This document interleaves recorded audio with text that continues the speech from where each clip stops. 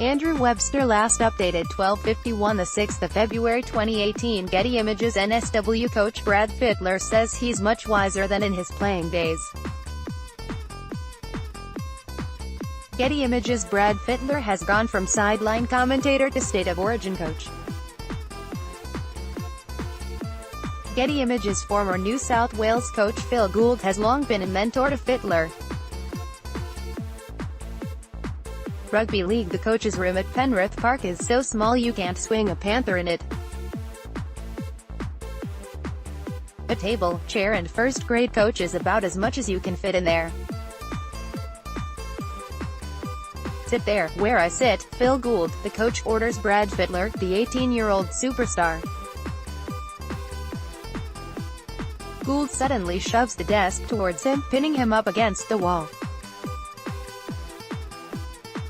Now, F.Ken seen here, Gould bellows, read more, *, later to retire from Origin *, Fittler opts for Origin speed *, Queensland Scott Boyd. About 6 months earlier, Australian coach Bob Fulton had phoned Gould and asked if Fittler, who was a teenager but had already played for NSW and was headed towards a possible premiership with Penrith that 1990 season, was ready to take the next step. Is Freddie too young to take on the Kangaroo Tour? Fulton asked. He won't be playing any tests. Nah, mate, Gould replied. He's pretty special, he'll be right. Gould pulled his prodigy aside before the plane departed for the tour of Great Britain and France. You'll be going over there for experience, Gould warned. Don't play up, don't make a fool out of yourself, watch and learn. Fittler played 3 matches against English club teams, making him the youngest Kangaroos tourist in history. After 8 weeks away, he returned to Penrith 10 kilograms overweight and much of it from the large chip residing on one of his shoulders. Reluctantly, Gould allowed him to take a short holiday to the Gold Coast with some mates over the Australia Day long weekend, but made it clear he was to front pre-season training on Tuesday morning.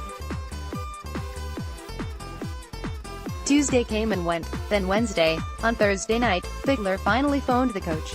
Gussie, Fittler said. What time's training tomorrow? 7 a.m., Gould said. The boys said it was 7 a.m. for you, Clunk. On Thursday morning, Fittler crawled out of his mate's place with a stinging hangover, onto the back of his mate's dirt bike, and then zipped towards Penrith Park. He was riding up on the median strip, and doing bunny hops before screeching into the car park in a cloud of dust, right before Gould's bulging eyes. Fittler was wearing a singlet, shorts, thongs and headband. How you goin', Gussie? Fittler said. I'll give you F.Ken, Gussie. Come with me. Coach's room. So now Fittler is pinned to the wall, Gould ready to deliver some home truths. That he was a big head. That he was fat. That he was getting ahead of himself. Add feedback, burn that F.Ken bike, Gould says. I never want to see it again. Next time I see you, I want you to look like a footballer. Fittler leaves the room, in tears. He skulks out of Penrith Park, onto the back of his mate's dirt bike and quietly rides away. At 7:58 a.m. the next day, Fittler drives sensibly into the car park. He's driving his mum's car. He's wearing spotless training gear. How do I look? He asks Gould. Beautiful, says the coach, shaking his head. Let's go. Almost 3 decades later, Fittler identifies this as the turning point of his career. Gould recalls it differently. That was one turning point, he says. He had to take a few corners to get where he is now. But he's always been a very special person. Then this best spray I've ever given. When I tell Fittler this, he giggles. There weren't any bunny hops when I left that day. As a young bloke, I was just along for the ride, and I was good at it. I was so into footy. Whatever the team was doing, I was into it. A lot of it revolved around alcohol. All of a sudden you had to juggle balls because you were drinking too much. But I never did anything that was out of line. I don't think I ever went the wrong way. No, Fittler went the right way, winning a premiership at Penrith, captaining the Roosters to another, playing and captaining both Australia and NSW.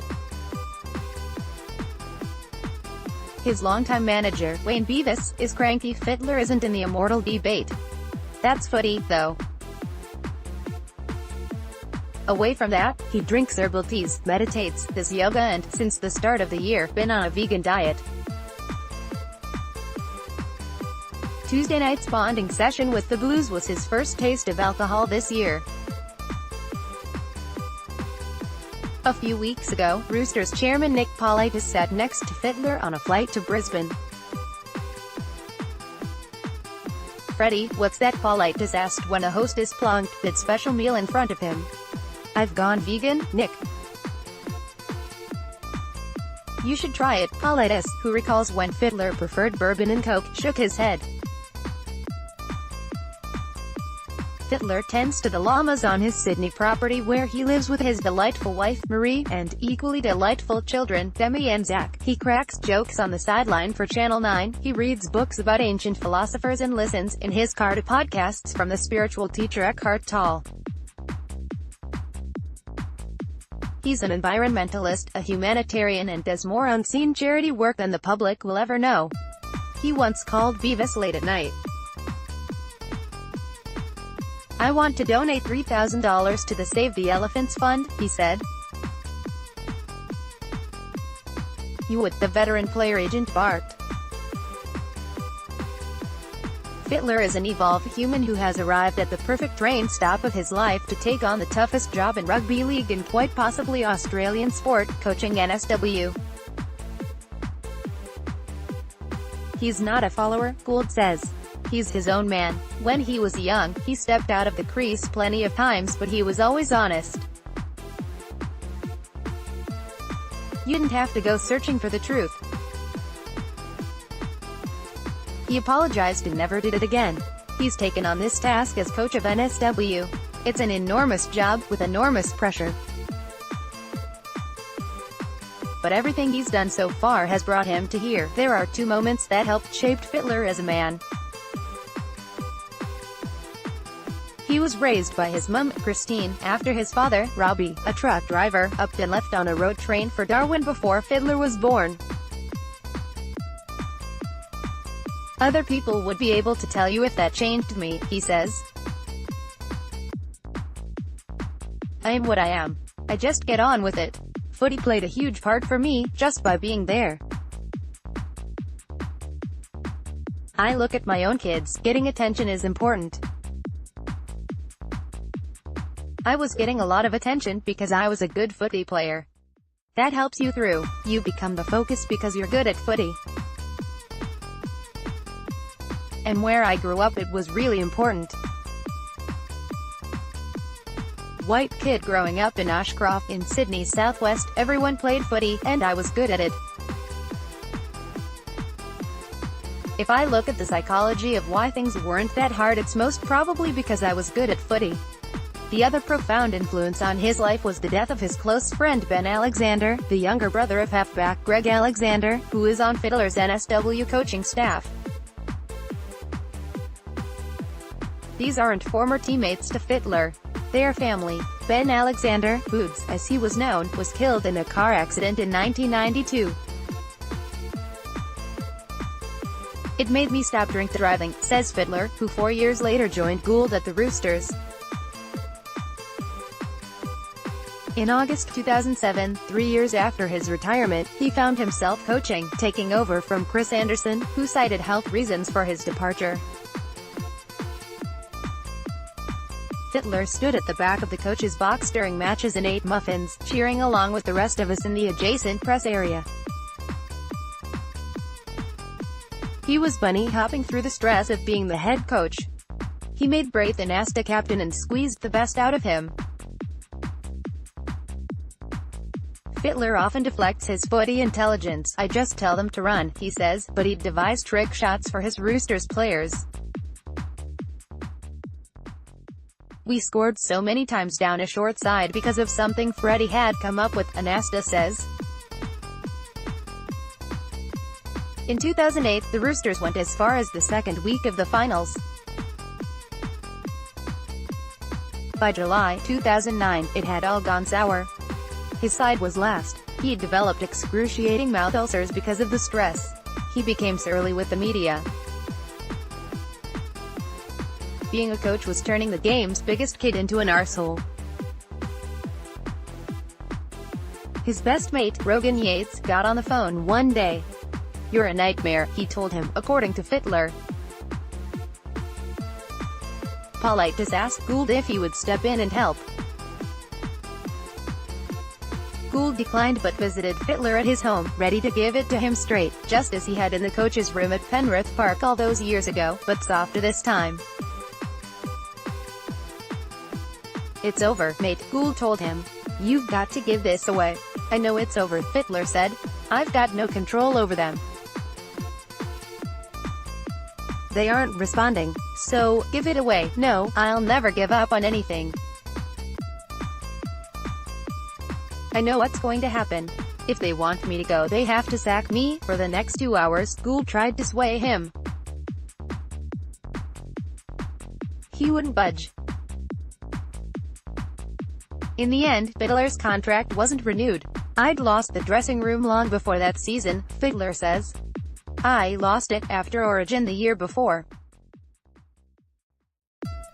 We're 12 from 15, winning the comp, then Braith, Mitchell Pearce, Fitzy, Craig Fitzgibbon, Willie Mason. They were pretty much blamed for NSW's loss. They sledgehammered those blokes. I just didn't realize. I didn't know what they were going through. It all went to shit. That next preseason, you could tell it was going to be a train crash, but did he learn from the experience? When I first started coaching the Roosters, I said, unless you put the team first, you are going to have another coach with the same result." He bursts into laughter. "Then I got sacked. The one thing I didn't realize then was that I was learning more in the bad times than the good times. It became glaringly obvious what I was learning about myself." Gould knows precisely what Fittler learned. "I was quite angry about what some of those players did to him," Gould says. That's where he learned about selfishness. That's the first real example of selfishness he'd seen. And he's never been about that. He's always been about team and family. He was all for the club, all for the coach. But realized what sort of coach he was and what sort of coach he wasn't. He realized he had to be himself. He had to do it his way. I never thought he'd coach again, but it's taken him a long way towards the philosophy he's taken in selecting this NSW team. It reflects his values. If they win, he'll take no credit. If they lose, he will take it on his own head. He won't have any elaborate game plans. He'll tell them, this is what Origin is, you either do it or you don't. If you don't, we will perish. This is what I know of it. The weekly grind of the NRL chewed up Fittler and spat him out. Surely, Origin could do the same? Just ask Laurie Daly, who went into hibernation after the Blues lost last year's series. I can't hide, Fittler grins. I'm on the sideline for 9 for Friday Night Footy 2 days later. He spends hours on the sidelines. In the first round this season, Fittler was back at Penrith Park, although it's a stadium now, minutes before Penrith played the Eels. He had a ball in his hands, like he always does, kicking it to himself, looking over the turf like he was about to play. I do take time out in those moments on the field, he says. I recognize that a lot of people don't get the chance to do this. Sometimes, I can stand there and not feel like anyone is watching me. I am mindful of how lucky I've been. Before we let him go, let's go back to the coach's room at Penrith Park, when Gould had him pinned against the wall. Would the coach he is now ever cop the brash young player he was back then? For someone who achieved everything in the game and lived a lot of life long before most us, his response is unexpected. "I was a late bloomer in everything," he says. "I've been immature my whole life. As a player, my best footy was the last 4 years of my career. Whether it's drinking, being a father. It's the reason why I'm 46 now and only just understanding what it takes to be a coach. I'm still the same person, still making mistakes, but trying to make sure they aren't the same mistakes I was making when I was 18, Sydney Morning Herald.